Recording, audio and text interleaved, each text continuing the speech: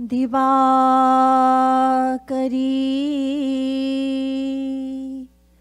Prapannaham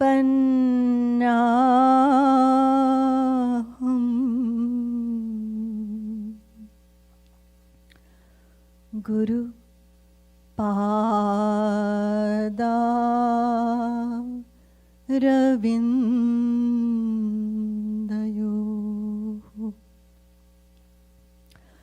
Tasya Preranaya Tasya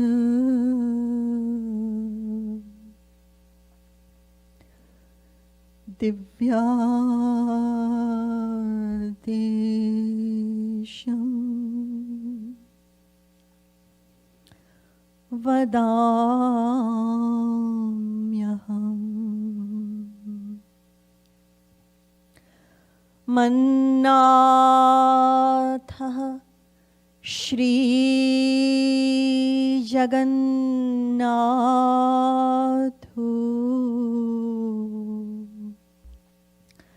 Madguruhu Shri Jagadguru Madatma Sarva Bhutatma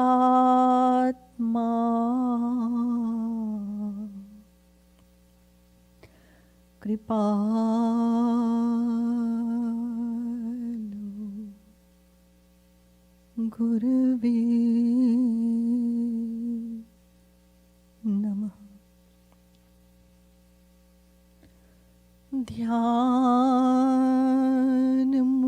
Dhyanamoolam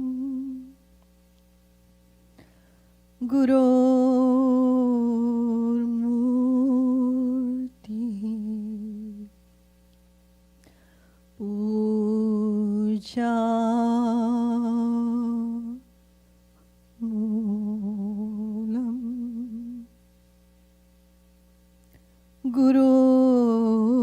Gurur Padam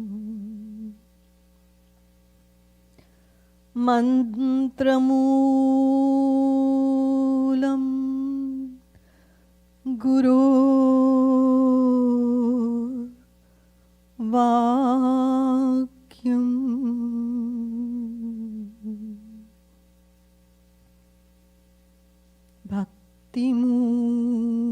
Bhaktimulam Guru Kripa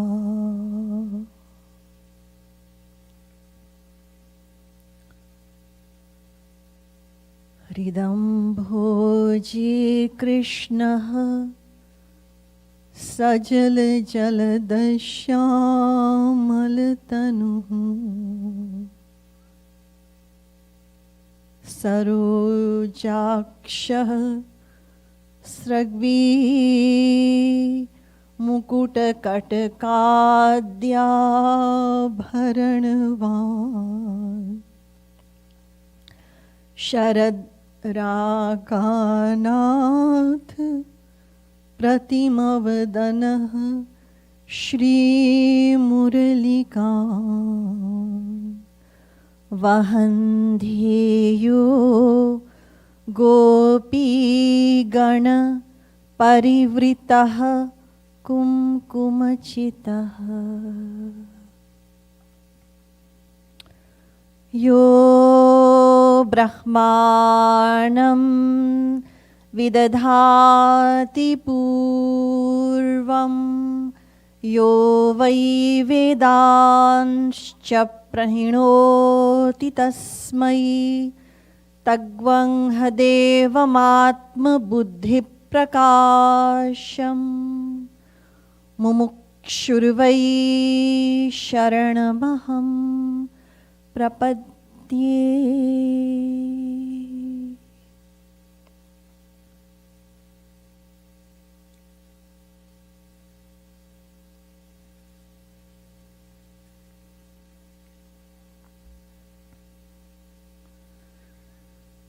We'll chant for a few minutes. Bhaju Giridhar Govind Gopala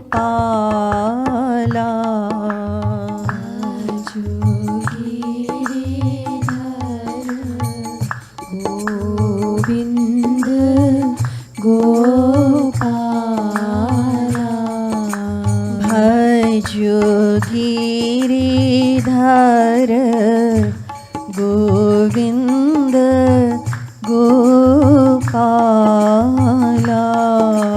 भजो गिरिधर गोविंद गोपाला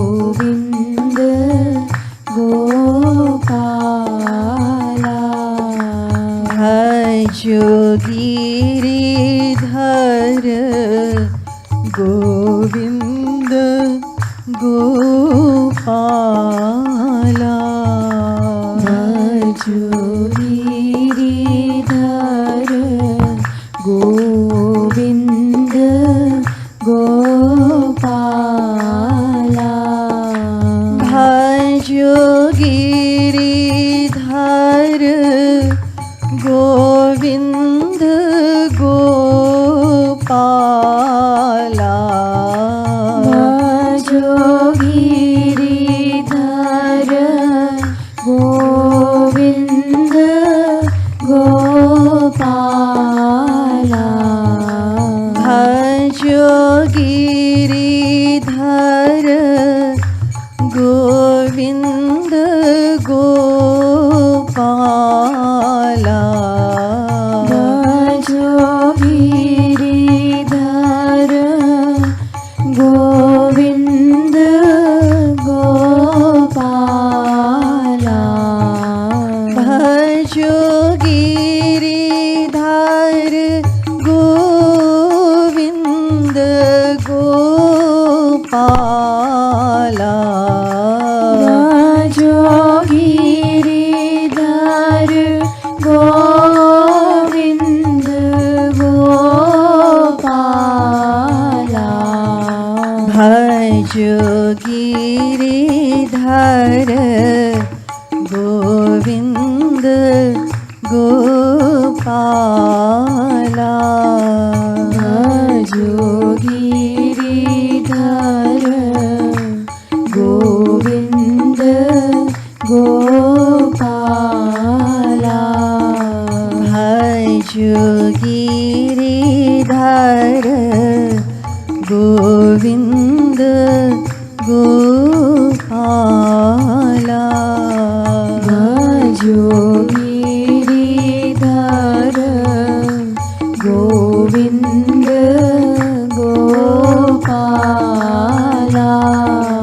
भजो गिरिधर गोविंद गोपाला भजो गिरिधर गोविंद गोपाला। श्रीमद् सद्गुरु सरकार की जय। श्रीमद् युगल सरकार की जय।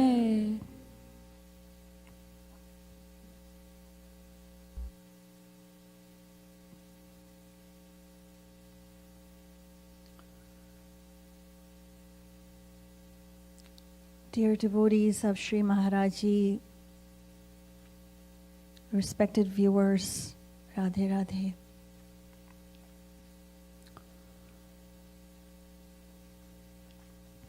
हे करुणा सागर, हम भुक्ति मुक्ति आदि कुछ नहीं मांगते, हमें तो केवल तुम्हारे निष्काम प्रेम की ही एकमात्र चाह है। O ocean of love, I have no worldly ambition, nor do I wish for liberation. I only wish to attain your desireless divine love.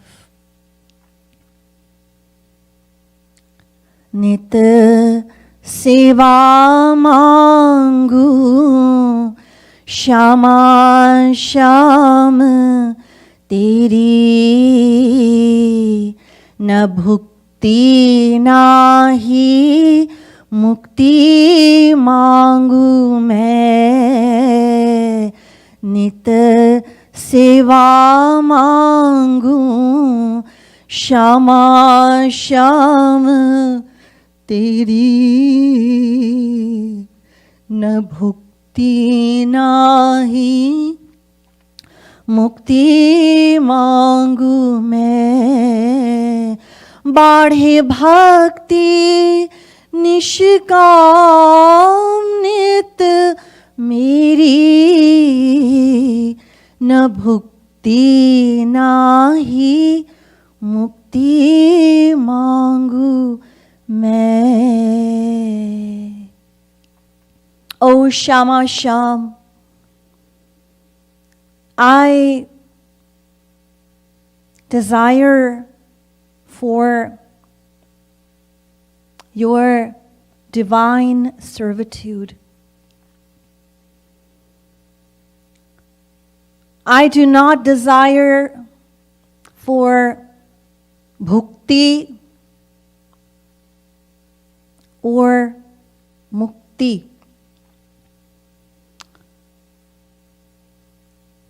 The ultimate goal of the ultimate goal,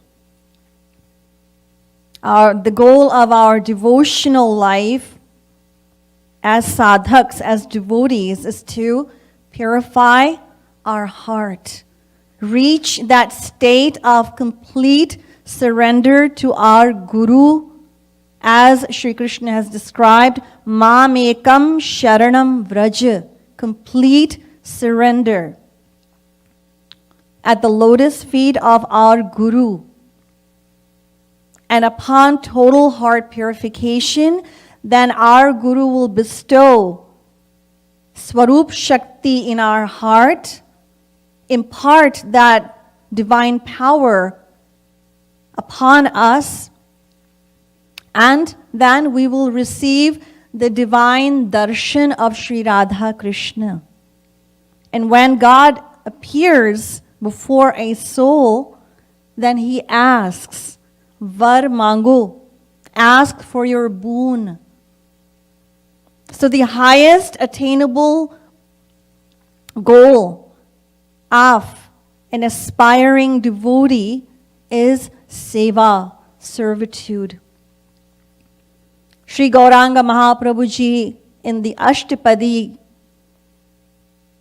has revealed, Na dhanam, na janam, na sundarim kavitam, va jagadish kamaye, mama janmani janmanishvare, bhavatad bhakti rahaitu ki tvai.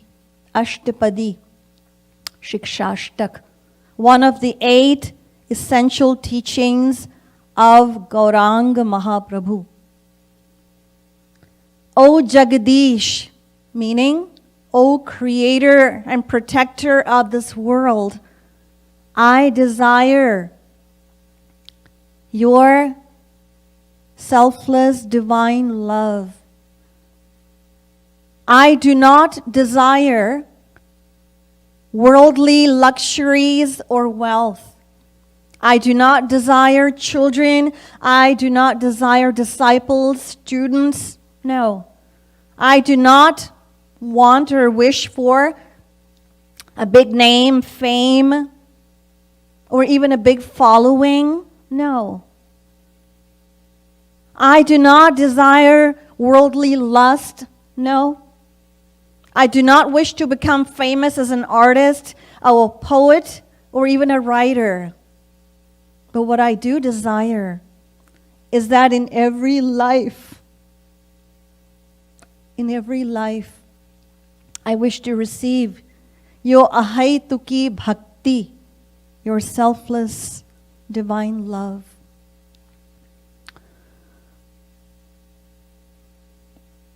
As Sri Maharaj Ji has repeatedly bestowed his divine teachings upon us, Sri Maharaj Ji tells us that there are three eternally existing entities. Gya, Gyo, Dva, Vaja, Visha, Nisha, Vaja, Yeka, Bhoktri, Bhogyartha, Yukta, Anantaschatma, Vishwarupo, Hyakarta, Trayam, Yada, Vindate, Brahma, Metat. Shvetashvatara Upanishad. There are three eternally existing entities: Brahma, God; Jeev, the souls; and Maya. Three. So the individual soul, all of us, we inherently and innately aspire for happiness, bliss, pleasure. And that too, of the nature of that happiness that we desire is unlimited and infinite. As Shukadev Ji told Parikshit in the Bhagavatam, Sukhaya karmani karoti loko nataihi sukham vanyaduparamam va vindeta bhuyastata eva dukkham yadatra yuktam bhagavan vadenah. That every individual soul desires for the attainment of happiness. Sarvesham api bhutanam nripasvatmaiva vallabhah itare patya vittadyas tadvallabhatayaiva hi Bhagavatam. So the one single motive behind all of our actions, every action we perform is motivated by one desire only, and that is to experience everlasting happiness. So our goal is to attain happiness. And yet, some philosophers say that happiness is not our only goal. We also desire eternal life, immortality. We don't like the thought of death. No. We don't want to die. We want to be immortal, which we are as a soul. So immortality is an aim. And yet some philosophers come along and say that knowledge is also an aim. We're always accumulating knowledge from all different sources around us, people, through the media, in different ways. We're always accumulating knowledge. And some philosophers say that power is also one of our aims as individuals. We thrive on power. We love to govern over other people. It gives us a thrill, power. And yet, some other philosophers say that we also love freedom. We don't wish to be under anyone's control. But Sri Maharaj Ji tells us that these four aims of immortality, knowledge, power, and freedom are included within the aim of happiness. We desire to be immortal. Why? Because we want to be happy. We desire knowledge. Why? Because we wish to be happy. We desire power for happiness. And we desire freedom for the same reason, happiness.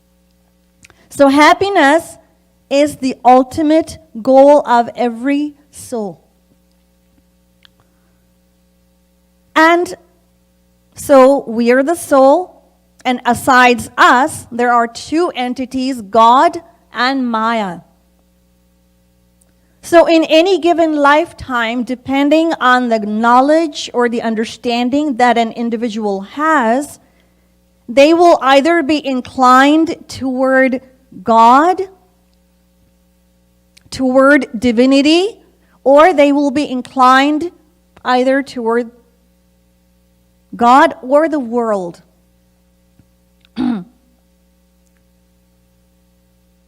Once a religious-minded and charitable king, he arranged a show, a big show, where a lot of different things of his kingdom, a lot of riches and a lot of things were exhibited for free distribution. And anyone was welcome to take whatever they liked from that show. So people from all over the city, they gathered there in his kingdom.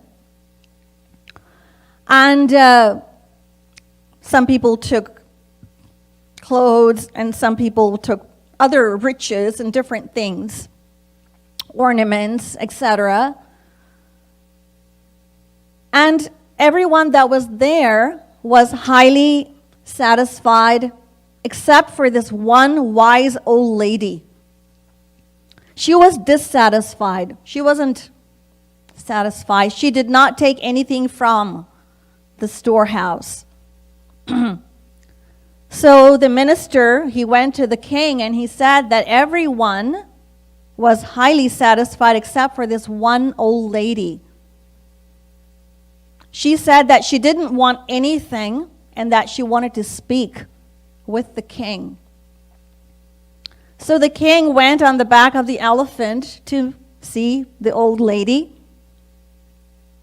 And the old lady said, "King, come down. I want to speak to you about something very important." So when the king got down from the elephant, she immediately caught the right hand of the king. And she said, "King, you are now mine. You are mine. I don't want any of those objects or those toys from your storehouse.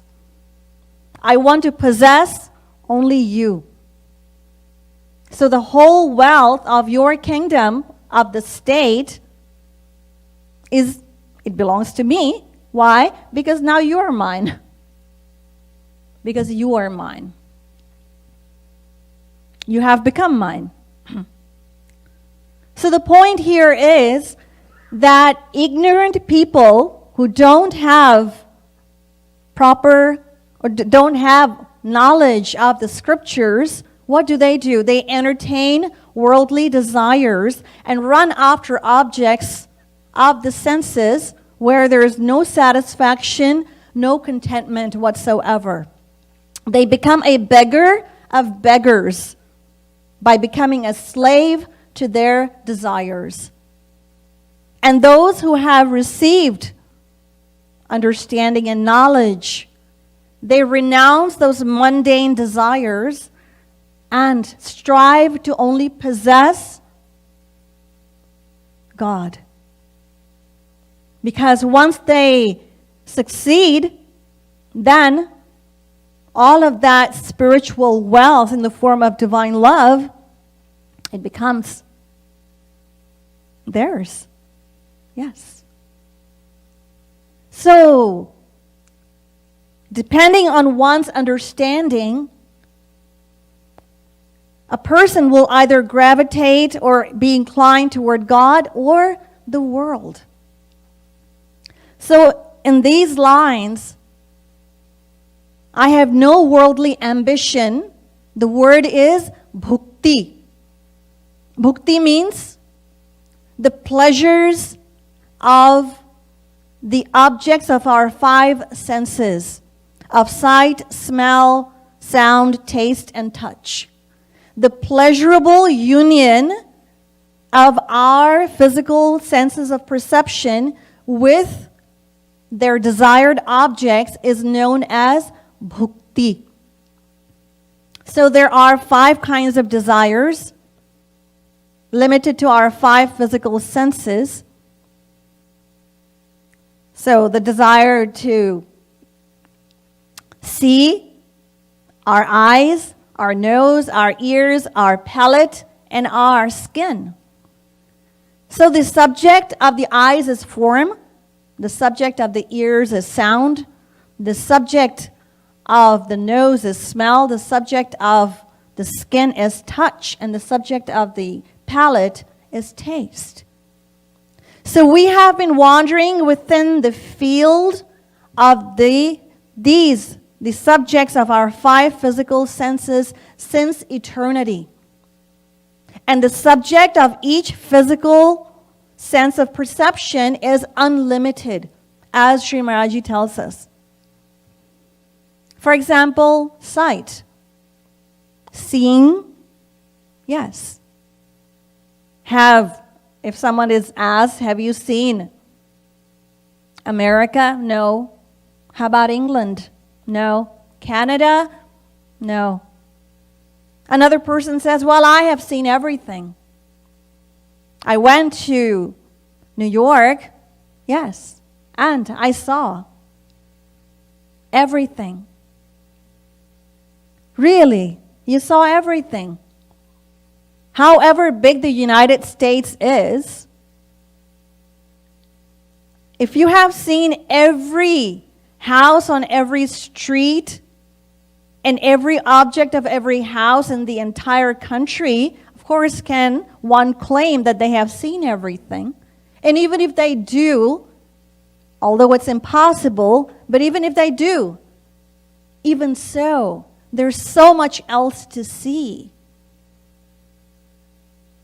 It is so vast, the options and the varieties and the different. There are so many variations just for our eyes alone. There was once a king who had this crazy idea of going to the celestial abode in his physical body. So he offered service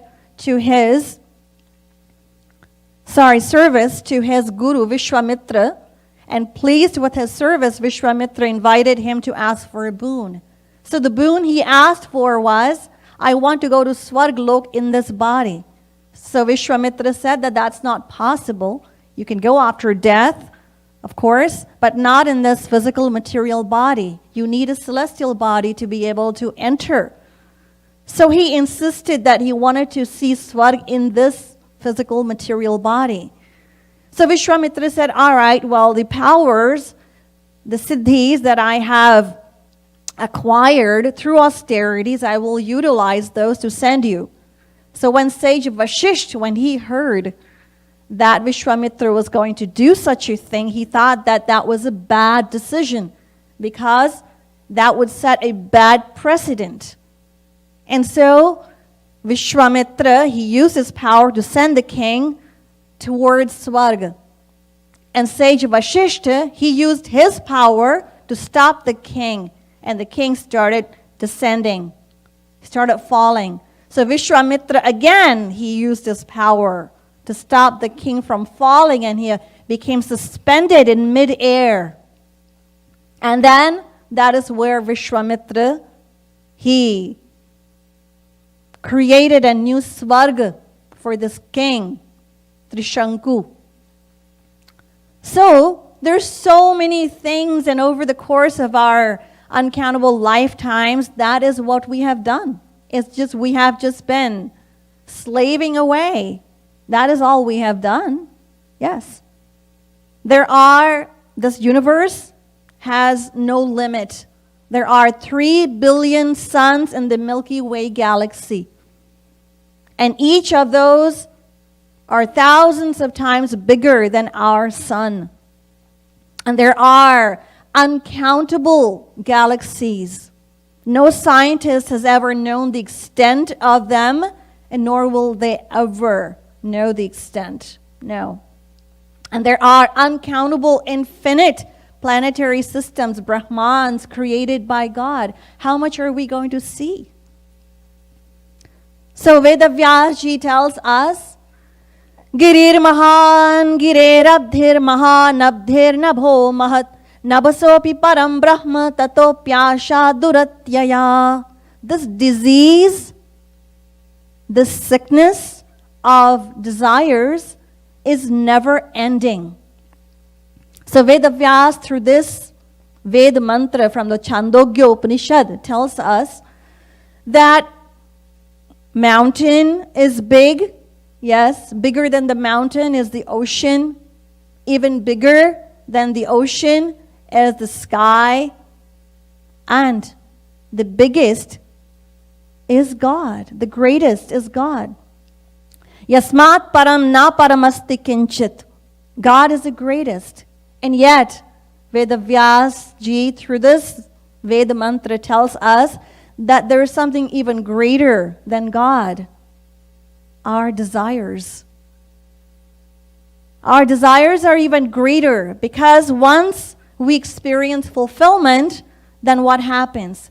We immediately form a new desire because we're not fully satisfied as such, and so we form another desire. Yes. And if the desire is not fulfilled, non-fulfillment of the desire, what do we experience? Unhappiness and disappointment. So the moment we have or form a desire in our consciousness, we are bound to suffer. It's guaranteed, and there's no escape. No matter how great of an understanding one may have or possess, they are bound to suffer. And if the desire is fulfilled, we experience happiness, and if the non-fulfillment gives rise to unhappiness. This is what happens. This cycle has been going on forever. Further, Vedavyasji tells us, Yat prithivyam vrihi yavam hiranyam pashavah striyah nalamekasya paryaptam tasmat trishnam parityajed bhagavatam.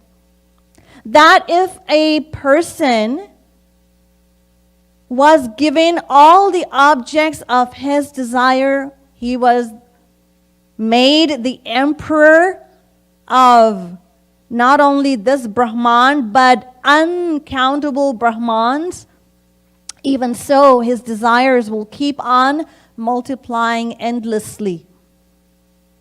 Such a person, even after acquiring or being given all the worldly material opulences and riches and wealth, will go absolutely insane. Chakradharopi suratvam sakala. The Padma Puran describes that the monarch of this entire world covets the celestial abodes. When he reaches there, he desires the position of Indra, who rules over the celestial abodes.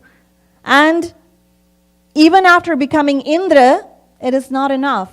He desires the seat of Brahma. So such is the nature of worldly desires, bhukti.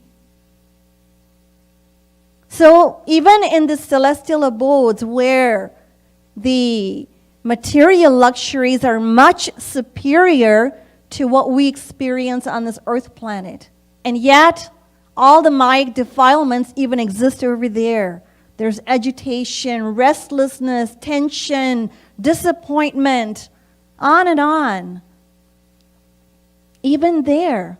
And isn't it astonishing that we expect to experience happiness by becoming millionaires and billionaires in this world? There's a very instructive incident involving Alexander the king, the Macedonian king. Alexander, after conquering many kingdoms, he was returning home. On the way, he fell ill, and that illness took him to his deathbed. He became very ill, and he ended up in his deathbed. So with death staring him in the face, he realized that all his conquests, his great army, and his sharp sword were of no consequence. He longed to return home to see his mother's face and bid her his last adieu. But his sinking health did not permit that. And so what happened was, he just lay there, prostrate, pale, and helplessly waiting to breathe his last.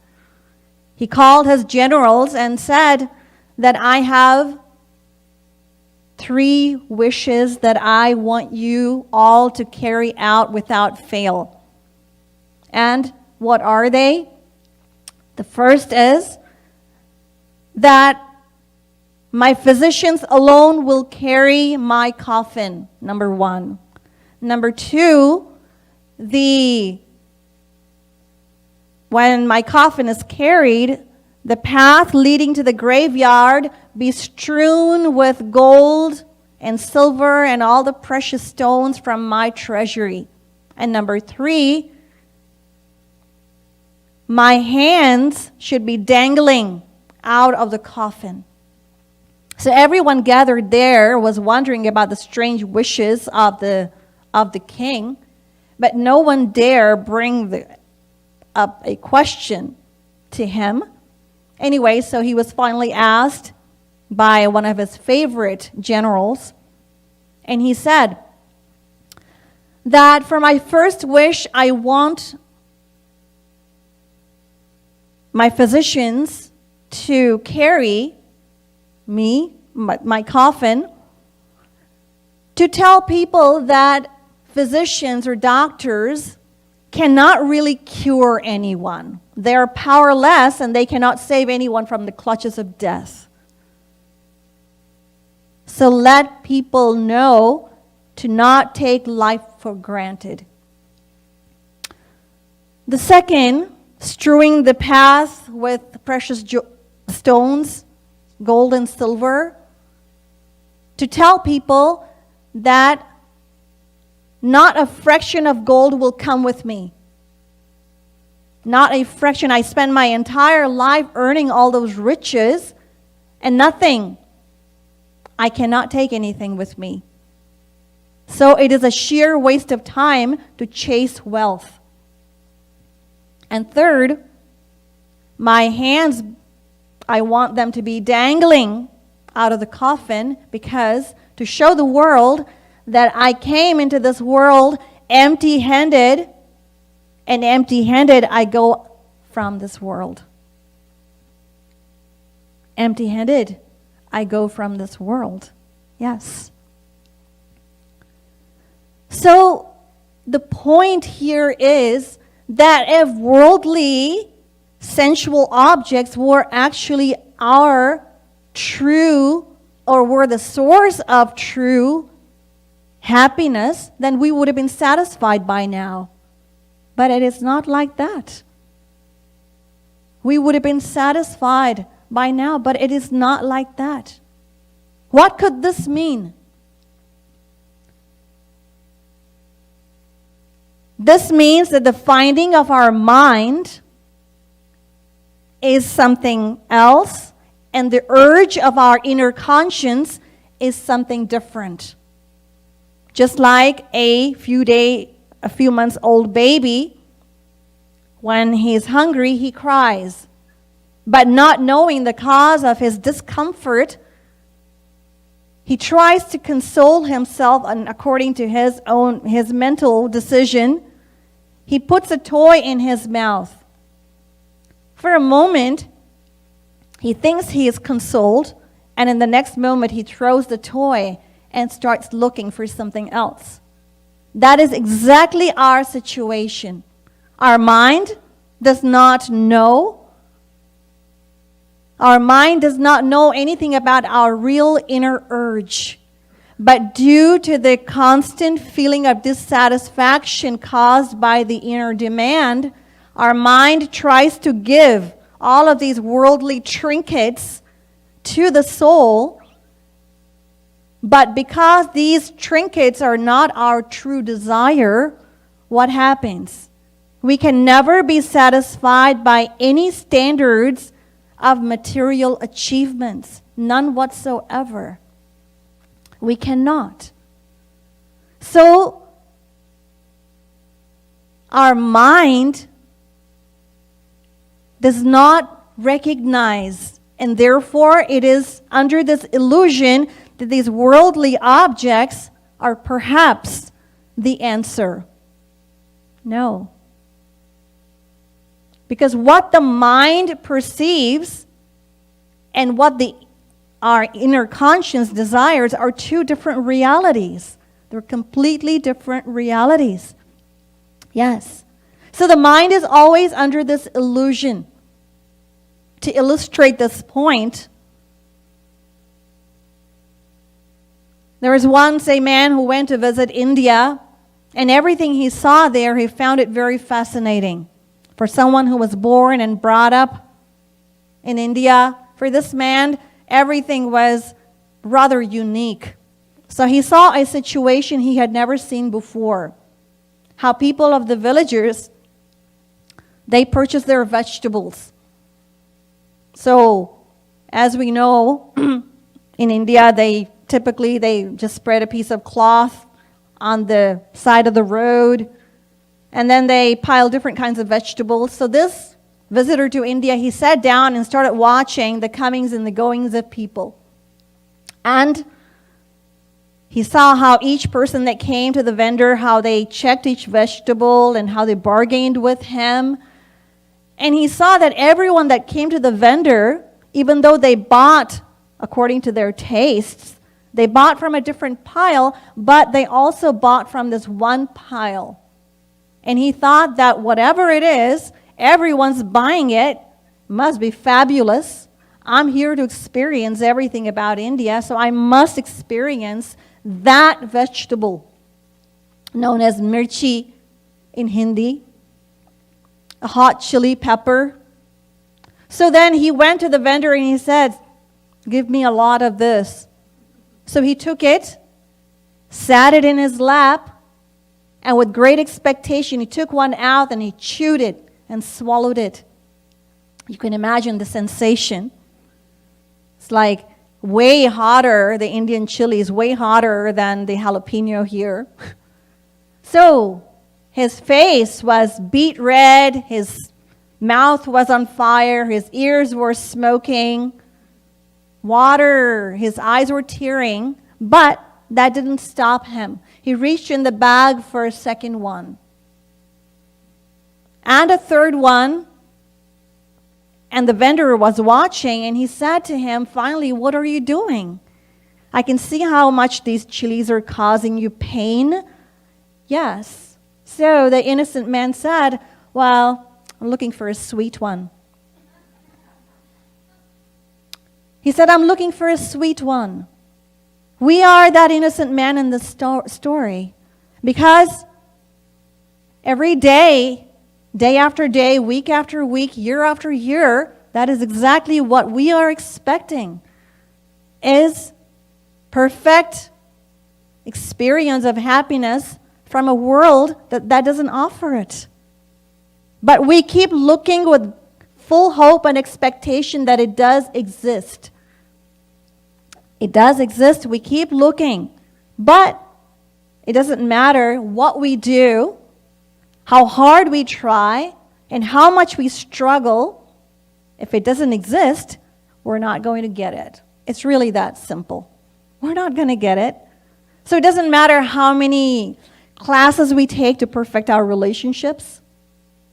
It doesn't matter how many prosperity courses we take. It does not matter. It doesn't matter how much wealth we accumulate, how much bhukti we earn for ourselves, we cannot expect those desires to be satiated. No, not at all. It is not possible. There is once a man who remained unmarried for his entire life. So when he was dying at age 90, he was asked, so you remained unmarried your entire life. Why? What is the reason? You never told what the reason is. Maybe it is a secret that you didn't want to reveal, but since you are dying, you may as well quench our thirst and curiosity because you are dying anyway, so it's not going to hurt you. So the man said that, yes, there is a secret.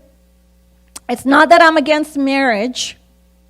I actually searched and searched for a perfect woman my whole life, and my life just slipped by. So the person that asked him, like this whole earth inhabited with like millions of people, half of them are women. There had got to be one woman. And he said, yes, I did find a perfect woman. So what happened? Why did you not get married? So the man said, with tears in his eyes, she was looking for a perfect man. She was looking for a perfect man. The point here is, perfection is a virtue and attribute of the divine realm. It is only our ignorance that we expect that perfection by means of running after bhukti, the sensual pleasures of this world. No, it doesn't exist. So we cannot expect to get it. In any case, this line of the prayer says that, oh, Sri Krishna, I have been blessed with the supreme knowledge by my Guru,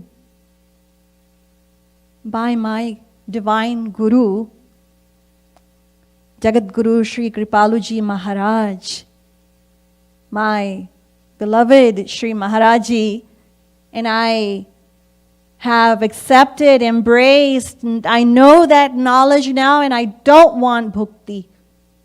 And I also don't want to entertain mukti. It's even more scary. Mukti. What is mukti? It is a state of nothingness. That's what mukti is. It's called sayujya mukti, ekatva mukti, kevalya mukti, liberation. So it's a state of nothingness. That's what it is. Let us suppose a person meets an accident, suffers several complex fractures, is taken to the hospital, goes under anesthesia, and what happens? He is liberated from that state of pain and anguish for a while. So he doesn't experience happiness, he doesn't experience unhappiness. So in the spiritual sense, liberation is a state of nothingness where nothing is perceived and nothing is experienced. So there's no question of happiness or unhappiness. So in other words, one forever and for all eternity is liberated from worldly sufferings, and not only that, deprived of divine bliss, of the personified form of God forever, because the self merges with the absolute truth, and our physical senses, mind, intellect, body, they cease forever. That is what mukti is. So I don't desire mukti either. this line says, I don't desire mukti either. Sri Maharaji explains it by, or compares mukti or liberation with the joy a mother who is expecting experiences. So the mother feels that her child is in her womb. And every day, every month, she experiences more and more joy in anticipation of giving birth to her child. But even though she hasn't actually seen her child, or the virtues, or hasn't even given a name, or the actions, or anything about the child, she hasn't actually physically perceived, and yet she experiences that joy. And so Sri Maharaji says that liberation is that experience. And so just to help us understand, he gives us this example of a mother, a pregnant mother who has a child in her womb. So that is what liberation is all about. And of course, there are 4 other kinds of liberations that are desired by devotees. Sashti, Samipya, Sarupya, Salokya. These are 4 desired by devotees. But Sri Maharaji warns us that we should not aspire for any of these. So this devotee says, I do not want mukti either. Bhukti and mukti, I do not desire.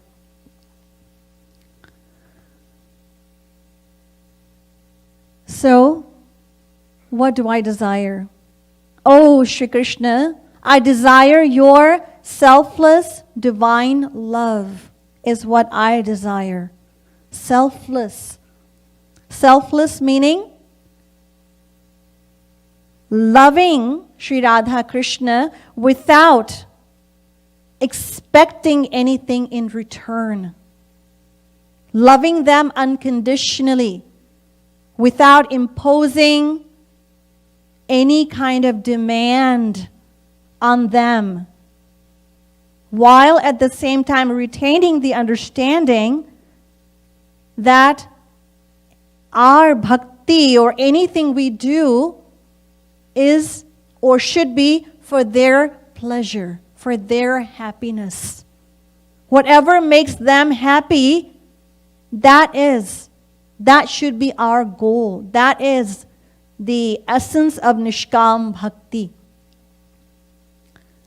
Ekvar mangu to so Govinda Radhe Tav sukh sukhi rahun aisi bana de.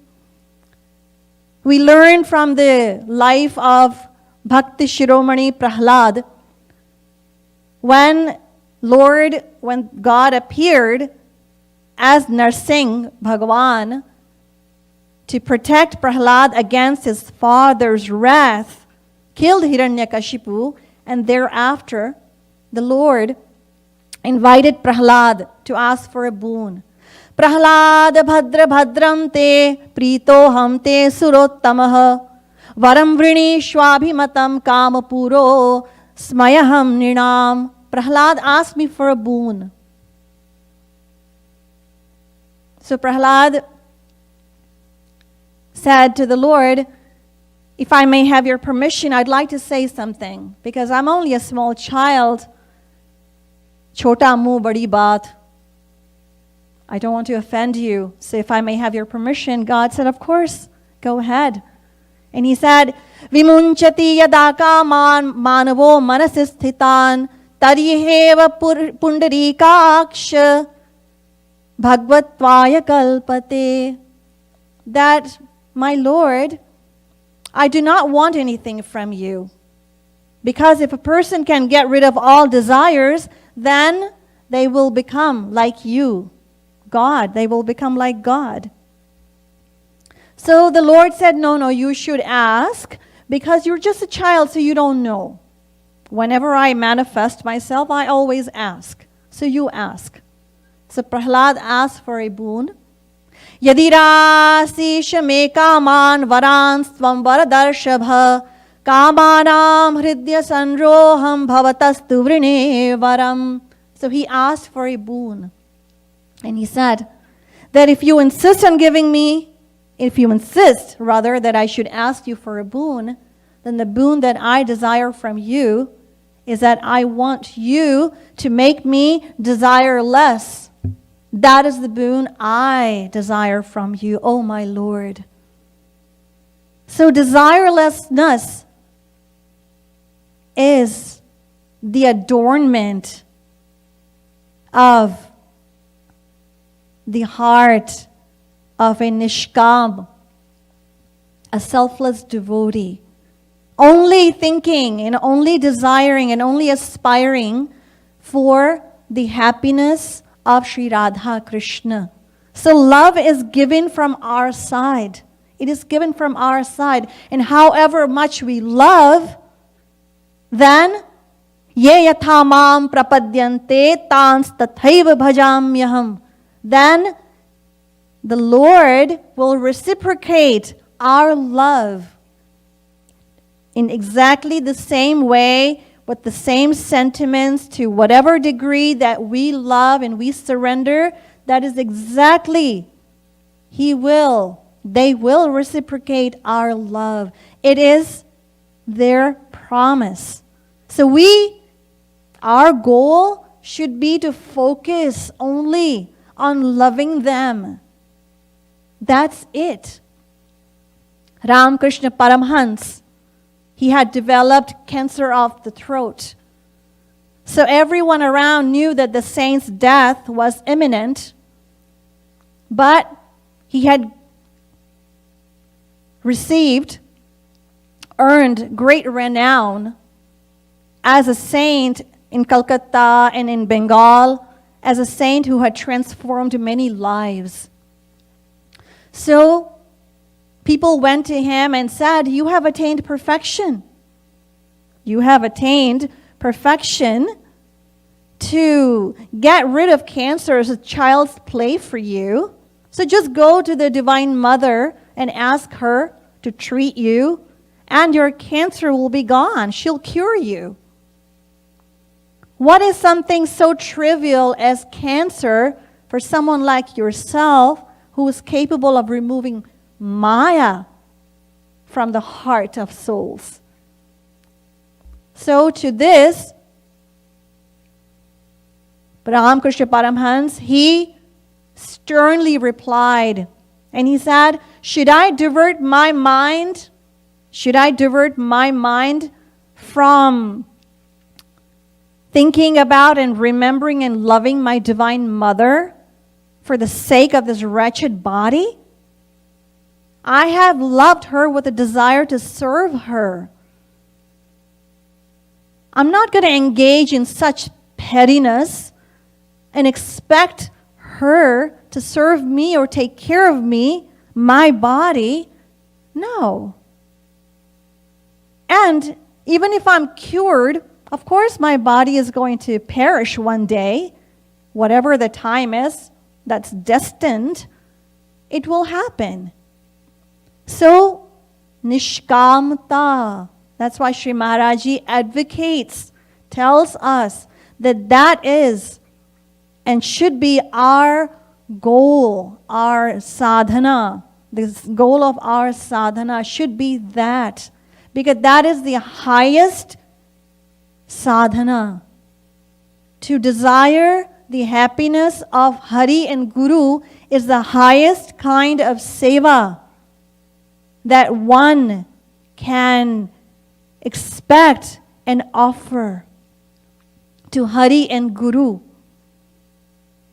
Without expecting, we should never ever ask for anything and only desire, because this path of bhakti and nishkam bhakti is such that by not asking for anything, we receive everything.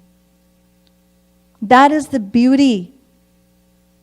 Once this satsangi in Vrindavan, I was there, and so she was telling Badi Didi, oh, Didi, today I went to Vrindavan, to the market, and this cow, this gaya, mere paas aane lagi. This cow just started coming toward me because there's a lot of stray cows, as we know, in Vrindavan, especially when you go into the market. And so she was telling Badi Didi this in front of everybody. And then so she said, oh, Badi Didi, fir maine kaha ki, oh, Maharaji, Maharaji, Maharaji. So she was telling Didi that I started to, call Maharaji because I was so scared that this cow was like coming toward me. And Badi Didi said, you troubled Maharaji for such a petty thing? You bothered him and you troubled him for such a petty situation like that? What happened to your knowledge? What happened? तुम्हारा सिद्धांत कहाँ गया था? इतनी छोटी सी बात के लिए महाराज जी को परेशान किया. So, we should never ask. Because Maharaji is already protecting us. He's already taking care of us to the extent fighting with our sanskars and battling with our sanskars and putting us constantly on the right path. We become astray, and Maharaji inspires our intellect to the degree of our own surrender and keeps helping us and inspiring us to keep propelling us. He's already doing it. But we, from our side, should never demand or ask or expect anything. Just want to share my experience. I was a few years ago here, I think it was, I'm not sure if it was probably the summer intensive. And there was an epidemic. A lot of us actually got sick. So after the intensive was over, I was traveling and I had a lecture at the LA Center. And so when I sat down to, of course, give my program, my throat was extremely, I had almost lost my voice. And but I was determined to give my lecture. I knew that, I was already sitting there and so ready to give my lecture. And I was wondering, how am I going to do it? And this thought came to my mind that I know I cannot ask Sri Maharaji, but I still want to give my lecture and do my program. And literally, within seconds, my voice completely cleared up.